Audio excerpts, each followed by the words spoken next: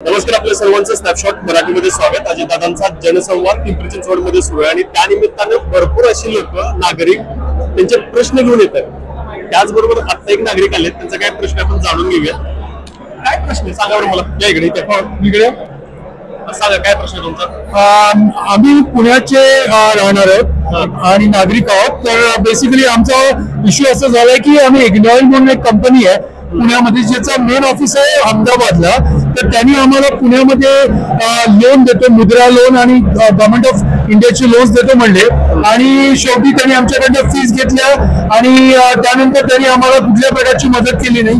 आता पोझिशन अशी आली आहे की त्यांनी यांची सगळी ऑफिसेस बंद केली आहेत आणि पळून केले. तर आता आमचा प्रॉब्लेम असा आहे की आम्ही त्यांच्या कंपनीच्या हायर अथॉरिटीला फोन करून विचारतो, पण ते फोन उचलत नाहीये आणि कोणाशी बोलत पण नाहीत, आमची उत्तर नाही.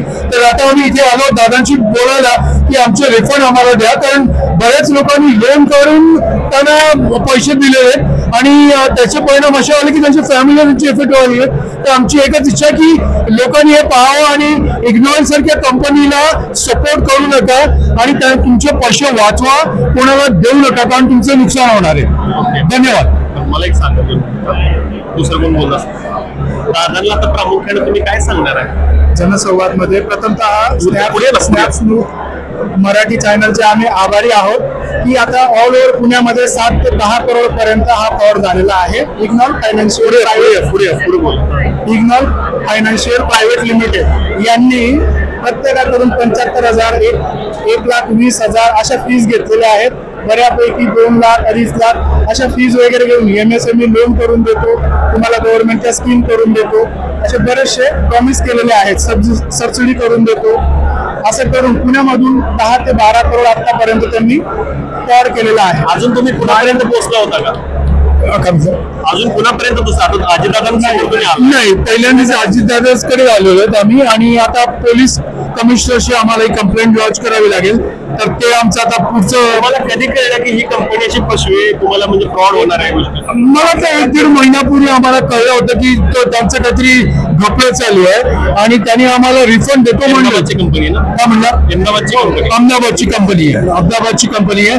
आम्हाला वाटलं होतं ते करतील, पण त्यांनी टाळाटाळ करायला सुरुवात केली. रिफंड मागितलं तर देतो म्हणले, पण नंतर त्यांनी आम्हाला सांगितलं 15 दिवसांनी या, पण तोपर्यंत त्यांनी दुकान बंद केलं, ऑफिस बंद केले आणि पळून गेले सगळेजण. ठीक आहे, चालते. मनापासून आभार. दादाला तुम्ही सांगा नक्कीच दादावर काय पर्याय काढण्याचं काय ना काय. दादा काय म्हणले तुम्हाला? दादानी आम्हाला सपोर्ट केलेला आहे.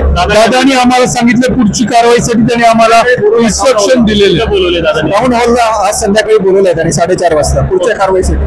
तर त्यांना भेटून कमिशनरला आम्ही भेटू. तर दादांनी जो जनसंवाद सुरू केलाय त्यामुळे तुम्ही इथपर्यंत पोहोचू शकला, ही खूप मोठी गोष्ट आहे. ऍब्सोल्युटली माझं हे काम फार सुंदर आहे. महाराष्ट्राचा उपमुख्यमंत्री अशा पद्धतीने जनसंवाद केल्यानंतर असे तुमचे प्रश्न सुटू शकतात. बरोबर आहे. महाराष्ट्र शिवाजी महाराजांच्या काळातली जी पद्धत आहे, दरबार लावून जे लोकांची कंप्लेंट्स घेणं, ते सॉल्व्ह करणं, मला हे सगळ्या मिनिस्टरने करण्याची गरज आहे आणि ह्याचा फायदा लोकांना होऊ शकतो आणि त्यामुळे लोकांनी याचा अजून जास्त येऊन फायदा घ्यावा.